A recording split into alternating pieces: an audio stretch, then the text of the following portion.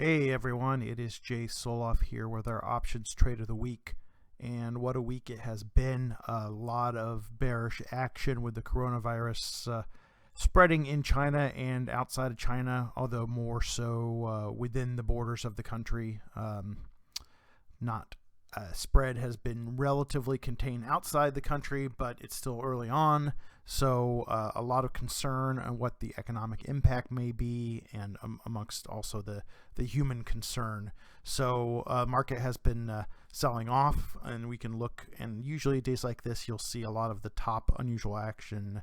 The top volume is going to be in ETFs and indexes, and sure enough, SPY, QQQ, VXX, the volatility index, IWM.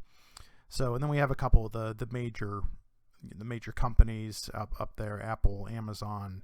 Of course, you have the China ETF, and you'll see a lot of bearish activity. Looking at terms of percentage, Apple is a little bit more bullish, but we look at Amazon, which is 60-40, which is definitely bullish. And you're wondering, all right, well, what's a major retailer, and probably could get hurt if they're sourcing materials from China, things like that. Why would they be up on a day like today? Well, they had earnings yesterday and they absolutely killed it, and the stock was actually up 7.4% on a day when most of the major indices were down 2%, which is a big daily move for an index. So definitely some bullish action on Amazon based on earnings. And if we can click on it and maybe take a look and see, and then we'll look at the trades, and then I'll show you in a brokerage account, if you wanted to copy one of these trades, how to do so.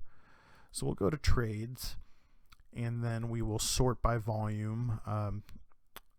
Typically, you look at the bigger trades, tend to be done by firms with more resources, including research and all that. So usually decent indication that someone at least has a reasonable thesis behind what they're doing. So we're going to sort this by quantity here. Take a second, just because there's probably a lot of action today in Amazon. Now, you'll notice that a lot of the quantity in Amazon is going to be a lot lower, and that makes sense if you think about it, because it's a $2,000 stock, so the options are going to be quite expensive. So you need to scale everything down. So you look at like a 500 lot, 500 lot in options, and we're talking about $3 million, $9-10 million.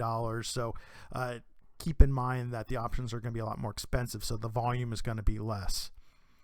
So let's find something. A lot of the January 31st stuff is positioning at expiration. Looks like some put spreads, maybe protective. All right, this is interesting. This is a April 17th, so in April of this year, April 2020 call, stock contingent. So this looks like a covered call. So that's interesting. So that means someone bought the stock and sold 350 calls and took in almost $3 million. So they sold this 2070 strike call with the stock at 2040. So that's not giving it that much upside, but then they're also making $79,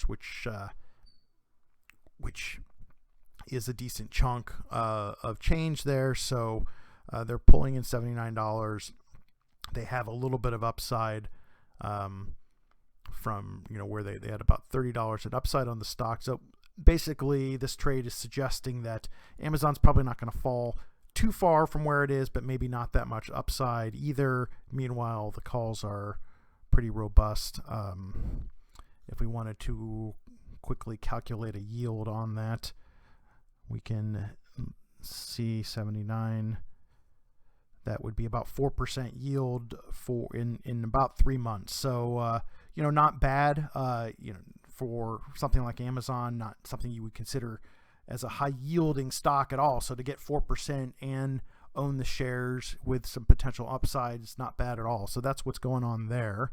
Now, if we wanted to look at that in terms of a how to set up a cover call like that, you go to April, and of course it's a little bit different depending on your account, but this was the 2070 call here. So the stock's down to 2008. So so the calls are less. They're in the 60s instead of the 70s. But if we wanted to do it, we could just do here, we'd go to buy covered stock. So you buy, if we were doing 1,000 shares, for instance, then which would be very expensive in Amazon, but just for example, buy 1,000 shares, you sell one call for every 100 shares.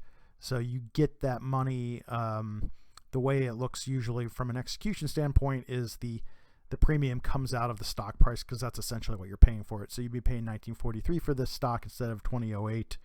You can look at it in terms of yield. You can look at it in terms of cost basis, but that's basically what you do. And you would, you send it in, and this would show your max profit, your max loss. Of course, stock's not going to zero, but that's what they, have to show in terms of max loss.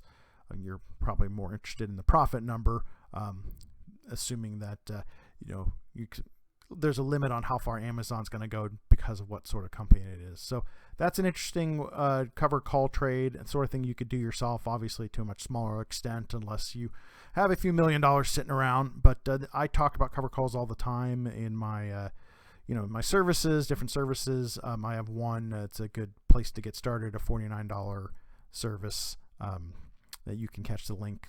Option Flow Trader Pro. You can catch the link on this page if you are interested in that.